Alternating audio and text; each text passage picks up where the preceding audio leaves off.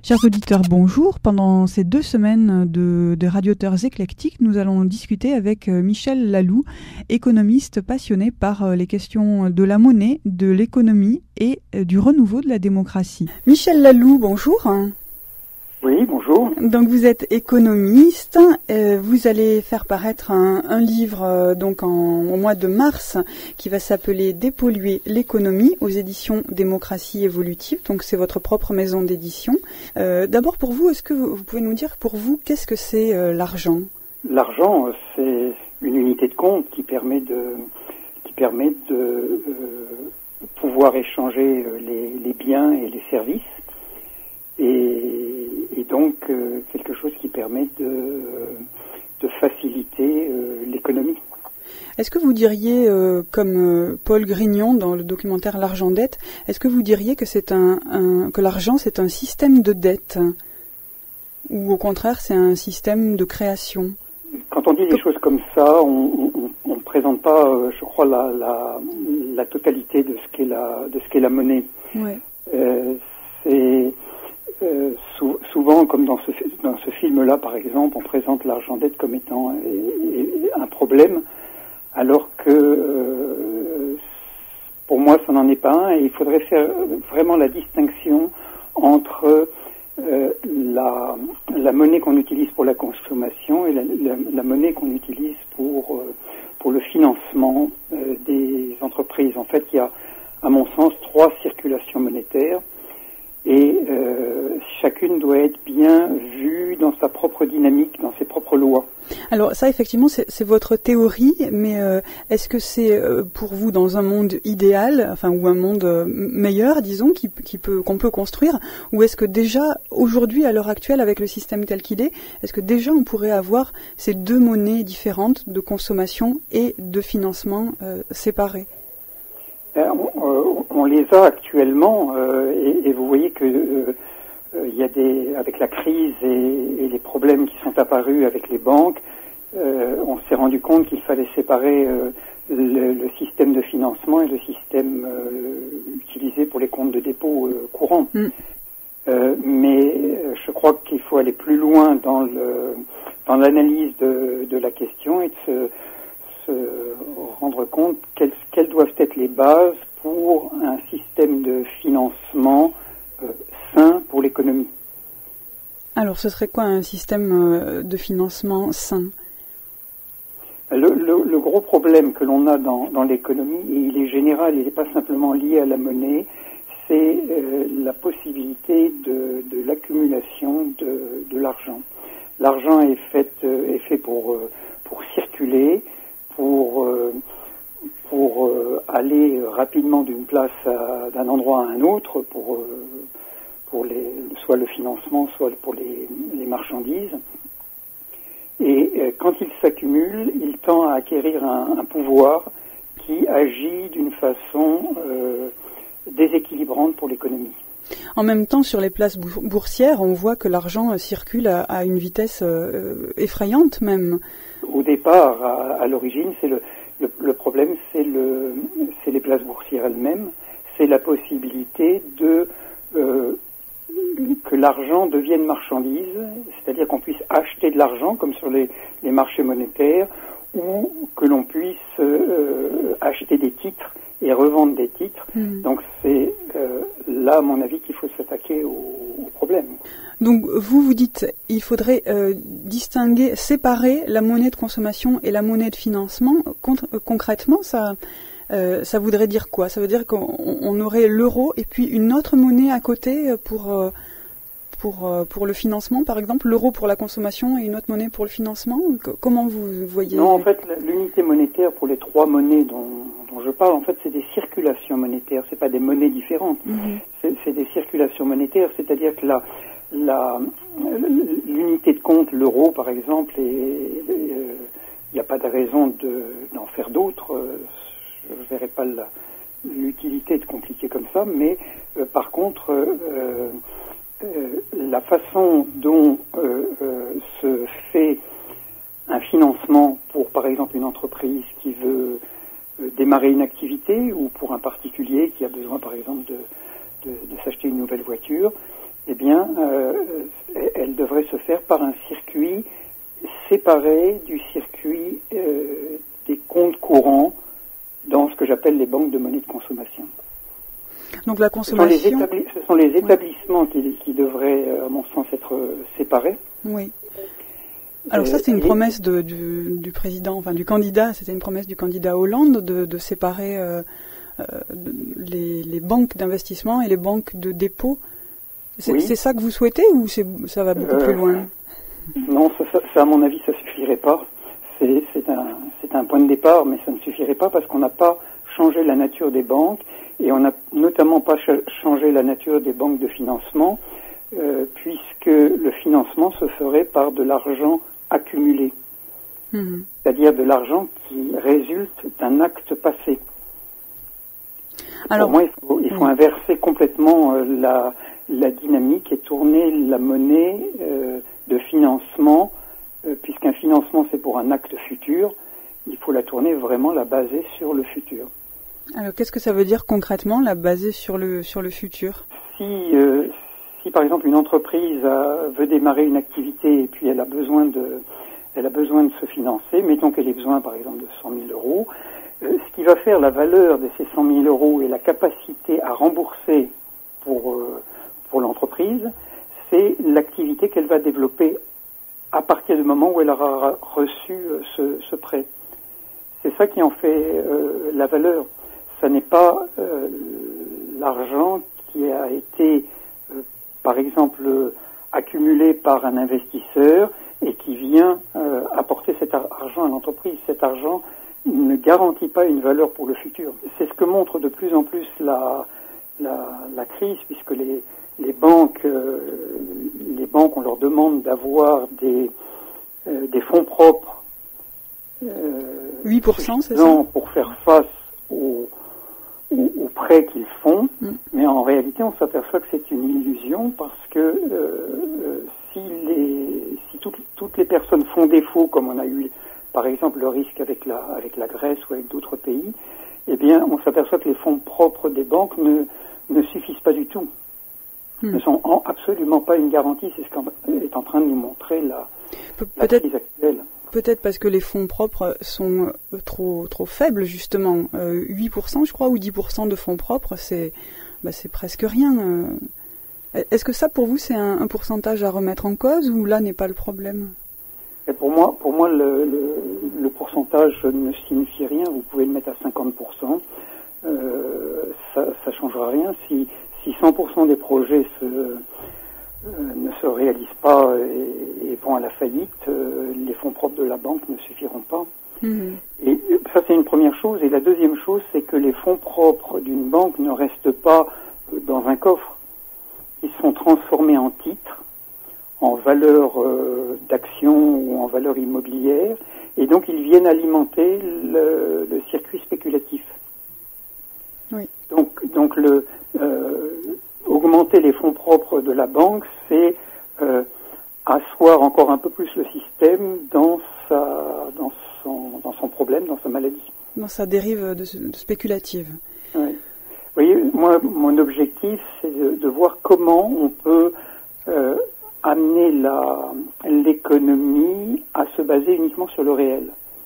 Et de se rendre compte qu'à partir du moment où on a ces modes de financement que je préconise, on n'a plus besoin de l'argent accumulé qui résulte du passé. Ça veut dire qu'on n'a plus besoin de l'économie spéculative.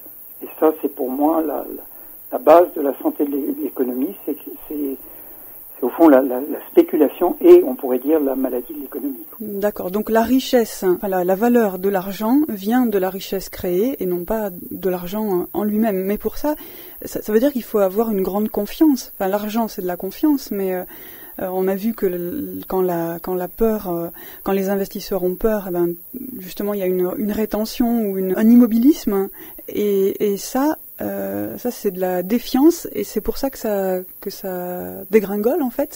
C'est un peu ça. Oui, mais c'est de la défiance des spéculateurs. Des spéculateurs, oui. Et des investisseurs également. C'est pas la défiance d'un organisme d'investissement, ce que j'appelle les banques de financement, des instituts de financement, elle n'aurait de la défiance que projet par projet. Mmh. C'est-à-dire, un État viendrait en disant, par exemple l'État français viendrait vers ces organismes et dirait, voilà, on a un projet de créer telle et telle infrastructure, comment vous pouvez nous financer? Eh bien, l'Institut de financement regarderait le projet lui-même et la façon dont l'État entend faire face au remboursement. Vous avez plus à ce moment-là ces phénomènes de défiance globale qui viennent de la peur du moindre rendement des investissements. Oui, la peur du moindre rendement, c'est aussi que les investisseurs soient moins gourmands. En fait, c'est pas que de la peur, c'est aussi de l'avidité qui est à la source des problèmes du système. Oui, alors l'avidité c'est une valeur morale ouais. que vous mettez là en avant et on peut dire là on entre dans une dimension plus philosophique. Hein. Mm. Et pour moi ça c'est des questions individuelles et je ne juge pas les individus en eux-mêmes, si vous voulez. Ce qui m'intéresse c'est le fonctionnement du système économique et de prendre des mesures économiques qui empêchent les dérives que l'on a actuellement. Que telle personne soit avide ou pas avide ou qu'elle soit prise dans une mécanique parce que tout simplement il faut que vis-à-vis de ses actionnaires elle ait des taux de rendement suffisants. Ça pour moi c'est une affaire je dirais presque privée. Hein. D'accord. C'est-à-dire je m'occupe pas de cet aspect, je m'en occupe mais pas quand je parle d'économie, à ce moment-là on parle de philosophie si vous voulez. Vous êtes toujours sur Décibel FM dans l'émission Les Radioteurs Éclectiques et nous sommes avec Michel Laloux, économiste passionné par la démocratie et la monnaie. Alors vous dites aussi une autre chose intéressante, c'est que la séparation du circuit de la monnaie de consommation et du circuit de la monnaie de financement va alimenter un troisième circuit qui est la monnaie de don. Est-ce que vous pouvez nous expliquer ça? Oui. Alors, en fait, cette expression de monnaie de don est souvent utilisée et de plus en plus maintenant dans les nouvelles réflexions. Moi, je préfère l'appeler monnaie de contribution. Parce qu'en fait, elle existe déjà, cette monnaie de contribution. Elle existe dans ce qu'on appelle l'impôt. Hein. Mais l'impôt, c'est imposé, quoi. Avant, on appelait ça les contributions, si vous vous souvenez. Hein, maintenant, ça a passé de mode un peu cette expression, mais on parlait des contributions directes et des contributions indirectes. Ouais. C'était la notion qu'on contribuait. Oui. Hein. C'est plus juste. Et je préfère ça plutôt que le don, qui a une connotation un peu morale aussi. Voilà, un peu chrétienne. Voilà. Donc, monnaie de contribution. Alors, comment il serait alimenté ce circuit de monnaie de contribution? Il serait alimenté d'une part par tout ce qui existe déjà sous forme d'impôt, hein, qui peut être considérablement modifié, et ça on pourra en reparler si vous le voulez, et puis par tout ce qui provient des bénéfices des entreprises. Ça, il y a déjà une taxation sur les entreprises, même si elle est contestable. Oui, mais sous une forme non pas étatique, mais c'est une forme de la société civile. Il faut d'abord voir la question des bénéfices des entreprises, et il faudrait, d'un point de vue économique, encore une fois, hein, regarder qu'est-ce qui permet que ces bénéfices existent. C'est-à-dire que, en réalité, on s'aperçoit qu'il y a plusieurs facteurs, moi j'en dénombre 7, qui permettent que une entreprise puisse avoir son activité et donc faire du bénéfice.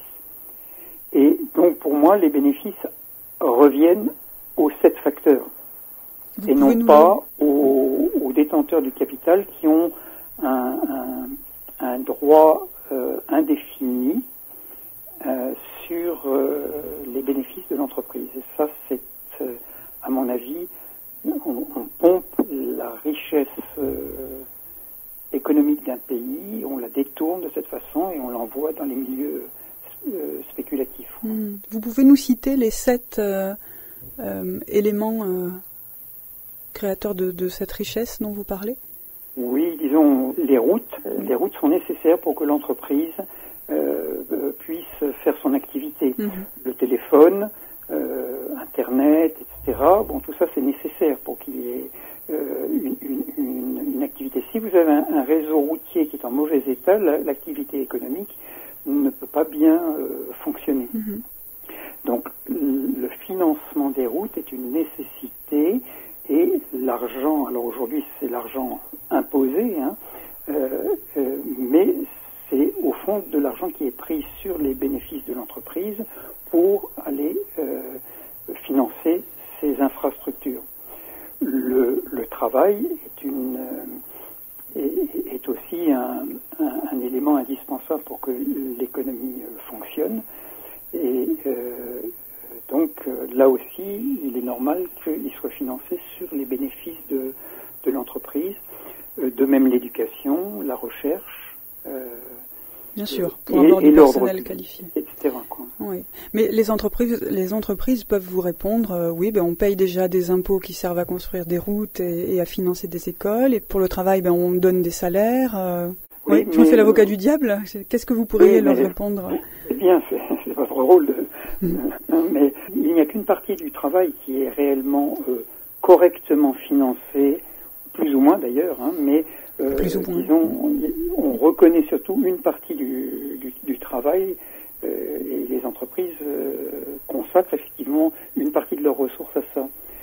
Mais vous avez tout un autre pan de l'activité des individus, des associations, etc., qui n'a pas une place suffisamment reconnue dans la société, et c'est tout ce qu'on appelle l'économie non marchande. Donc, aujourd'hui, on dit on a 10% de chômeurs, par exemple, en France, et encore, on compte pas tous ceux qui sont sortis du cadre du chômage, on serait largement au-dessus de ce chiffre. Oui. On a beaucoup de gens qui sont pauvres, les chiffres sont tout simplement effarants et sous-estimés. dans nos sociétés dites modernes et efficaces. On a des chiffres de pauvreté tout simplement intolérables, quoi. Et tout ça provient du fait qu'il n'y a pas suffisamment d'argent qui vient de l'économie marchande vers l'économie non marchande. Et là est la monnaie de contribution. Là est le rôle de cette monnaie de financer tous les projets, toutes les activités qui relèvent de l'économie non marchande. Donc un système équilibré entre la consommation, le financement et le social. Oui, le social étant considéré comme une des dimensions de l'économie. C'est une nécessité pour l'équilibre de l'économie, pour moi, que de l'argent aille de cette sphère marchande, prise sur les bénéfices des entreprises, vers le non marchand. Et si on avait ça, à ce moment-là, l'économie serait équilibrée parce que les gens auraient de l'argent pour consommer, et la totalité de la production pourrait être consommée par les gens, et vous n'auriez à ce moment-là vous auriez les bases pour qu'il n'y ait plus de pauvreté.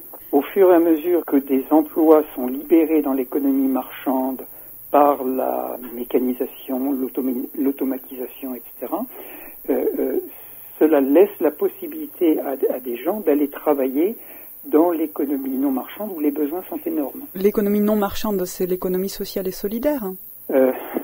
Non, vous faites une distinction. Si on veut. Pour moi, l'économie est solidaire par essence. Je prends un exemple. C'est un peu provocateur, comme je le dis comme ça, mais il y a des bonnes raisons pour le faire comme ça. Quand quelqu'un produit à l'aide d'une machine, il produit, mettons, 100 000 pièces par jour.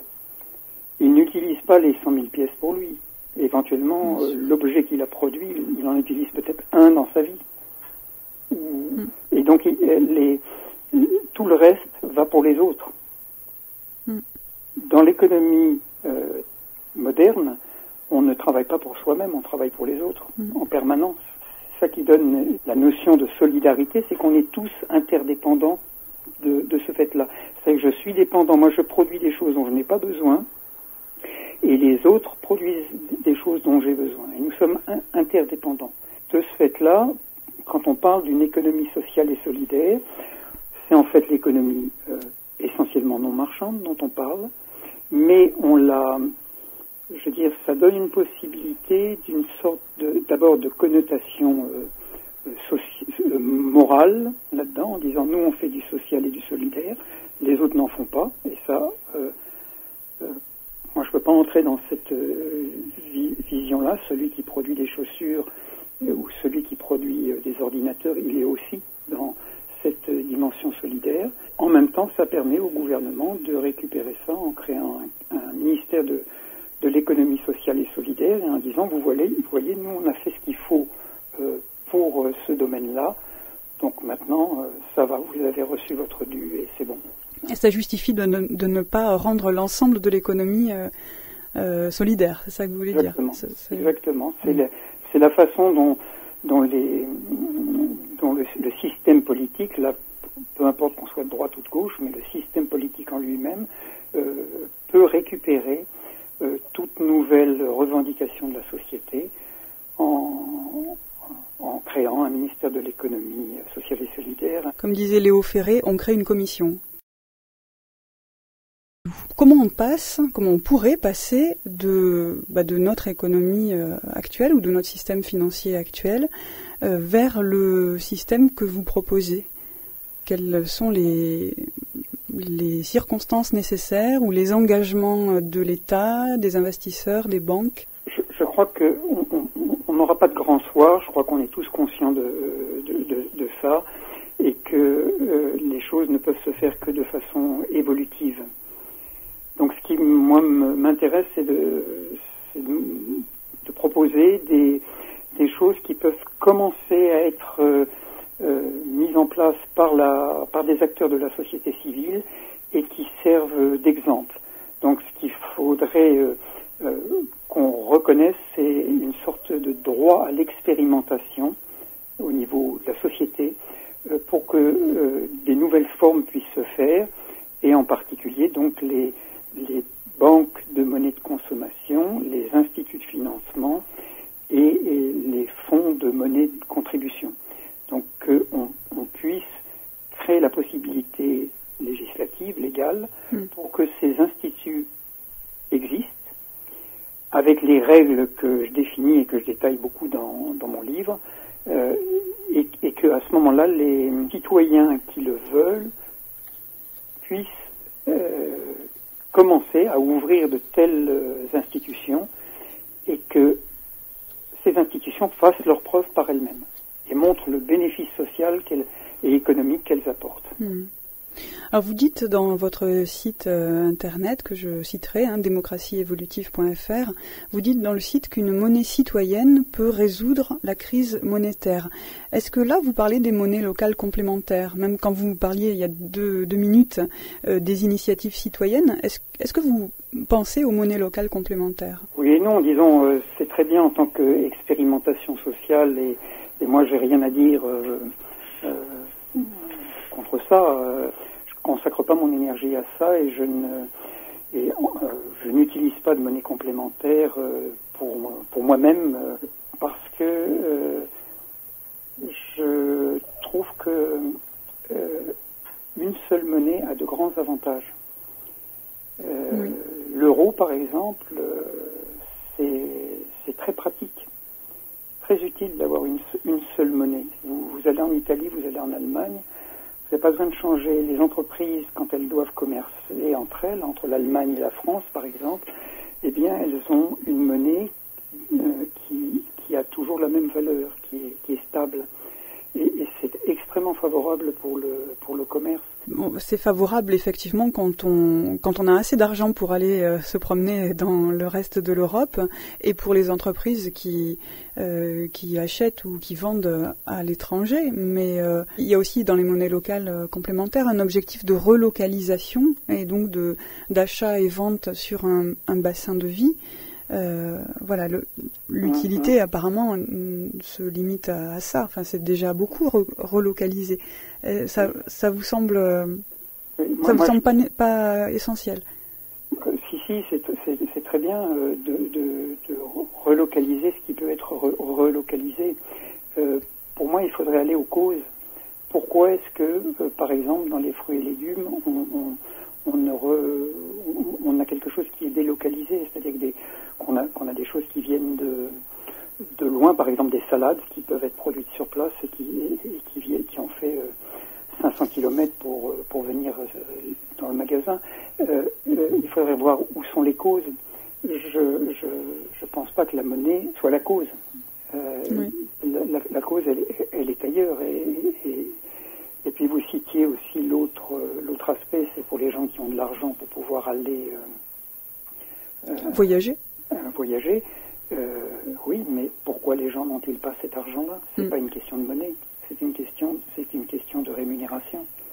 Et moi, je fais vraiment la différence. Vous avez pu voir ça sur mon site, ce que j'appelle la croix de l'économie, les 4 facteurs qu'il faut sortir de l'économie, c'est-à-dire la monnaie, le capital, le travail et le foncier immobilier. Ces choses-là deviennent des marchandises. Le travail est devenu une marchandise. Oui. Et c'est là-dessus qu'il faut vraiment, à mon avis, porter ces efforts, parce que là, il y a des vrais problèmes. Est-ce que vous pouvez me donner votre définition de l'économie et de ce que ça veut dire pour vous sortir quelque chose de l'économie? L'économie, on peut dire que c'est transformer quelque chose qui vient de la nature, par exemple, et que l'on transforme, auquel on ajoute une valeur par l'activité et la créativité que l'on y met. C'est la valeur ajoutée. C'est ce qu'on appelle la valeur ajoutée, oui, tout à fait. Et cette valeur ajoutée, elle est la vraie valeur de l'économie. Quand vous faites payer quelque chose pour lequel il n'y a pas de valeur ajoutée, vous faussez en fait l'économie. Vous commencez à la déséquilibrer. Il y a la création de valeur, il faut aussi mettre aussi l'échange, c'est-à-dire le fait que cette valeur soit échangée. Par exemple, si je vais cueillir des myrtilles dans mon bois et que je les vends au marché, je fausse l'économie parce que je n'ai rien produit, je n'ai pas créé de valeur ajoutée à mes myrtilles. Ah si, vous avez ajouté une valeur. La cueillette. Le fait de la cueillir, si vous la cueillez et que vous allez au bord de la route, vous ajoutez une première valeur. Vous pouvez les vendre au bord de la route. Si vous les transportez, vous ajoutez une deuxième valeur. Si vous les emballez dans une barquette ou quelque chose, vous mettez une troisième valeur. Oui. Comme quoi la valeur n'est pas forcément écologique d'ailleurs, parce que du coup on ajoute du plastique, voilà. Alors, oui, alors bien sûr, et ça c'est le gros problème on n'a pas suffisamment de raisonnement économique sur l'écologie, à mon sens. Enfin, il y en a, j'exagère, il y a beaucoup de gens qui ont amené ces notions-là, c'est-à-dire de réintroduire dans le prix des marchandises des organisations que l'on apporte à l'environnement. Mais je poursuis mon questionnement. Dans ce cas, pourquoi faudrait-il sortir le travail de l'économie, puisque le travail, c'est de la valeur ajoutée? Le travail va produire la valeur ajoutée. Mais ça ne signifie pas que vous devez vendre votre force de travail. C'est très différent si vous vendez un produit ou si vous vendez votre force de travail. Humainement, c'est extrêmement différent. Et du point de vue économique, c'est aussi c'est pas du tout la même chose. Parce que dans ce cas-là, c'est la valeur du produit lui-même que l'on regarde et non pas, on n'exerce pas une pression spéculative sur votre travail que l'on achète. Et qui peut donner lieu à une exploitation des travailleurs, c'est ça l'idée. Exactement, c'est ce à quoi on assiste. Ah oui, tout à fait. Ouais. Ouais. Et c'est pour ça que c'est si important aujourd'hui dans notre société qui est quand même en plein chaos. C'est très très important que l'on arrive à replacer en dehors de l'économie ces 4 facteurs parce qu'ils désorganisent considérablement la société. Vous m'avez dit tout à l'heure, l'économie, elle est solidaire par par essence, enfin en tout cas elle devrait pouvoir l'être. Hein. Et alors pourquoi est-ce qu'il faudrait sortir dans une économie idéale, solidaire, pourquoi est-ce qu'il faudrait sortir le travail, la monnaie, alors que ça en fait partie, ça fait partie de l'économie, c'est des outils d'économie. Et oui, non, justement. Alors dites-nous, expliquez-nous ça. La monnaie n'est pas une marchandise. Quand on vend et on achète de la monnaie, on pervertit la monnaie. Mmh. La monnaie est une unité de compte, c'est comme ça qu'elle est née, hein, et qui offre des grands services. La monnaie n'est pas un problème en soi, ça offre d'énormes services. Oui. Par exemple, de pouvoir, c'est pratique, ça permet de différer l'acte d'achat et l'acte de vente, etc. Enfin, il y a plusieurs attributs à la monnaie. Elle est au fond quoi ? Elle est un droit. Elle est le droit à pouvoir consommer à l'endroit où j'en ai besoin, au moment où j'en ai besoin, etc. De lui redonner sa dimension de droit, c'est une chose très nécessaire et c'est ce que je fais avec les monnaies de consommation. Je me demandais aussi pourquoi, dans ces 4 points à retirer de l'économie, vous ne mettiez pas l'agriculture, puisque manger aussi est un droit vital, au même titre que l'immobilier. Vous ne parlez pas de l'agriculture, vous parlez de l'achat de nourriture par un consommateur et de sa consommation.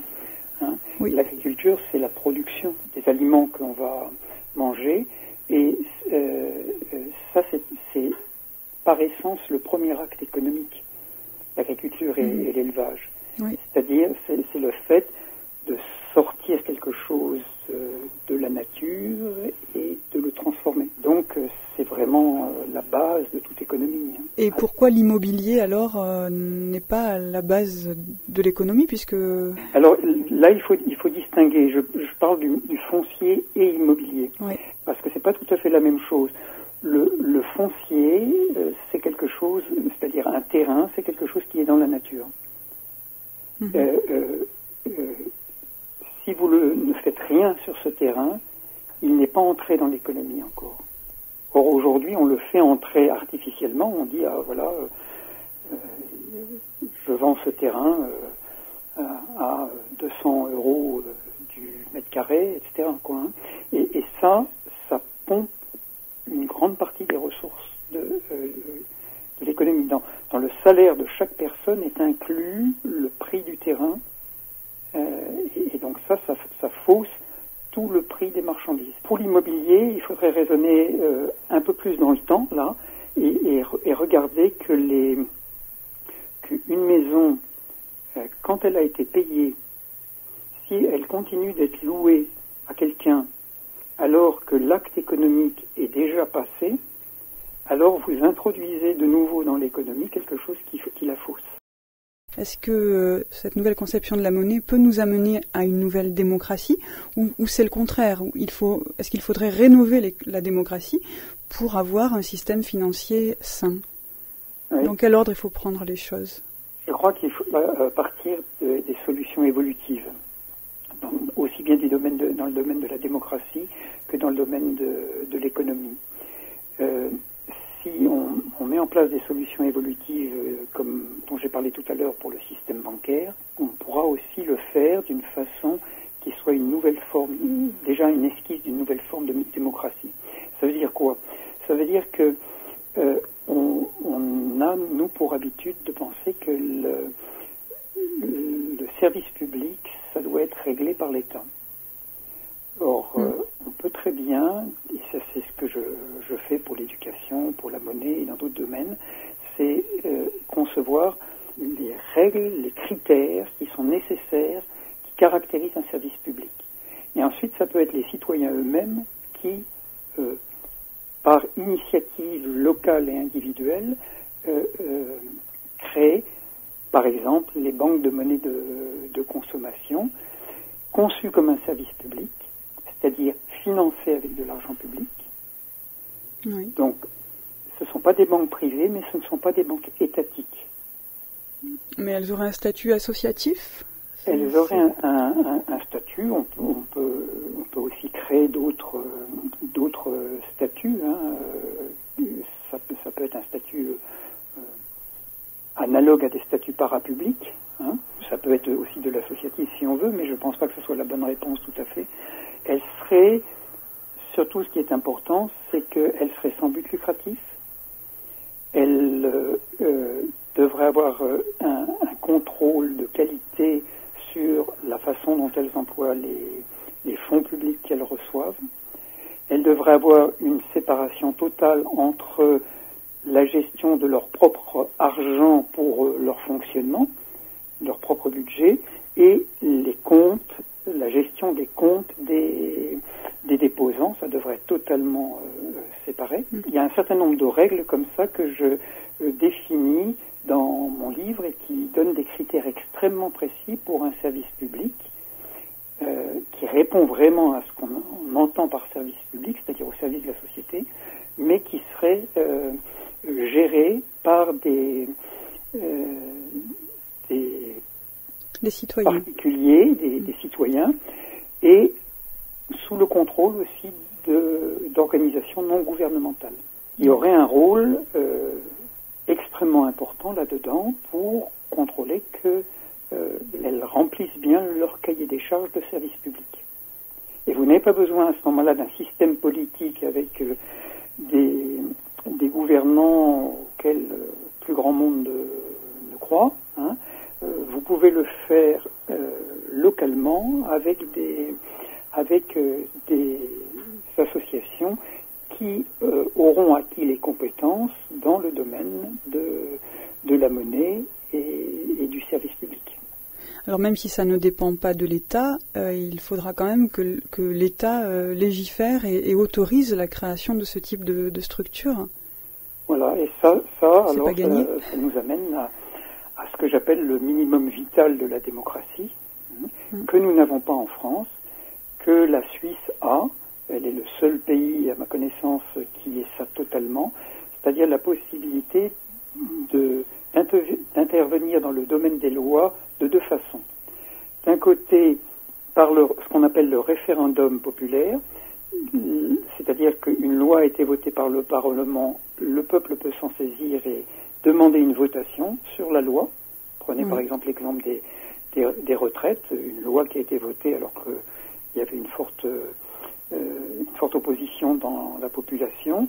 Eh bien, en Suisse, une telle loi, par exemple, il y aurait eu immédiatement le lancement d'un référendum, une campagne de signature, et la votation serait venue devant les citoyens.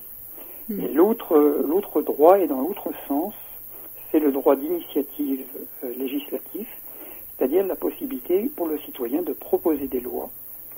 Et ça, à mon avis, c'est la première chose. On devrait concentrer notre énergie actuellement pour obtenir ce double droit qui est indispensable si on veut pouvoir se réapproprier la démocratie. Que des citoyens puissent proposer des lois, ça me fait penser à une demande qui circule, que j'ai vue sur Internet, une demande de rénover la démocratie en ayant des élus, notamment des députés, par tirage au sort. Voilà. Est-ce que vous pensez à ça ou c'est un autre système que vous envisagez? Moi, j'essaye de ne pas faire du neuf avec de l'ancien. Hein. Je vois tout à fait ce à quoi vous faites référence c'est ancien parce que ça vient de la démocratie grecque, voilà. Oui, exactement. Hein.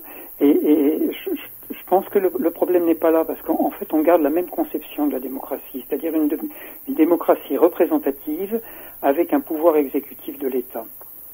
Et moi, ce qui me semble nécessaire maintenant, c'est qu'on se rende compte qu'il n'est plus possible de gérer les choses à partir d'un ministère qui est en haut d'une pyramide et qui va décider pour l'ensemble d'un territoire. Ça, je crois qu'il faut qu'on tire les conclusions de plusieurs siècles d'expérience pour se rendre compte que ça ne fonctionne pas. Et ce que je propose, c'est justement ce qui retourne la démocratie. Hein. Et dans ce cas-là, vous n'avez plus besoin d'élus, vous n'avez plus besoin sauf dans le domaine où l'État a un rôle exécutif. Et ce domaine est extrêmement restreint. Mais dans tous les autres domaines, dans l'éducation, dans l'économie, dans la monnaie, etc., dans l'agriculture, tout, Vous n'avez pas besoin d'une gestion centralisée à partir d'un ministère. Les citoyens sont assez grands pour le faire. Il faut simplement des règles de fonctionnement et intervenir, bien sûr, quand ça ne fonctionne pas. Et en Suisse, tous les citoyens peuvent individuellement ou collectivement proposer des lois. Il y a des exemples très instructifs de lois proposées par des citoyens. Une fois, un citoyen s'est réveillé un matin en disant ça suffit maintenant, les subventions qui vont pour l'agriculture conventionnelle et rien pour l'agriculture bio. Il s'est réveillé, décidé à transformer ça. Une personne. Elle a réuni d'autres personnes, ils ont créé un comité d'initiative, ils ont lancé une initiative, c'est venu en votation populaire et ça a été accepté à une très très large majorité par la Suisse. Et à partir de ce moment-là, l'argent est allé en priorité vers les fermes bio et le bio a décollé en Suisse d'une façon spectaculaire. Mais c'est sans compter la force des lobbies. Oui, mais les lobbies ont une force parce qu'on leur laisse, on les laisse agir dans les couloirs des assemblées. Oui. Vous avez un film très très intéressant qui s'appelle, j'ai le titre allemand, Mais im Bundeshaus, le génie génétique, et c'est de Jean-Michel Bron, je crois, ou Jean-Stéphane Bron, et il montre justement comment dans une proposition de loi sur l'interdiction des expérimentations OGM, comment dans les couloirs du Parlement suisse, les lobbies étaient là, présents, on les voit, agir. Et donc comment ils ont pu empêcher le moratoire sur des expérimentations en plein champ, expérimentation génétique, et c'est une initiative populaire qui a rétabli ce moratoire. Donc je crois que justement de venir à ces services publics de la société civile, c'est une façon de court-circuiter les grands lobbies. Eh bien, ça donne de l'espoir en tout cas. Merci beaucoup Michel Laloux. Je vais rappeler les titres de vos livres, donc le précédent livre déjà sorti, La démocratie évolutive, et le prochain, Dépolluer l'économie, à paraître au mois de mars aux éditions Démocratie évolutive. Voilà. On peut citer votre site internet également, www.démocratieévolutive en un seul mot et sans accent, .fr. Qu'est-ce que je peux dire de plus? Vous envisagez peut-être de venir dans le Lot ou en Corrèze prochainement? Là, j'ai dans l'immédiat pas de date. Je suis venu à plusieurs reprises à Le Bourg et où il y a eu des conférences. Et là, j'ai trouvé un milieu social extrêmement dynamique et qui était très porteur d'espoir. Eh bien, merci à vous aussi de nous avoir donné de l'espoir. Hein, et à très bientôt, j'espère, Michel Laloux. Volontiers, merci beaucoup. Au revoir. Au revoir.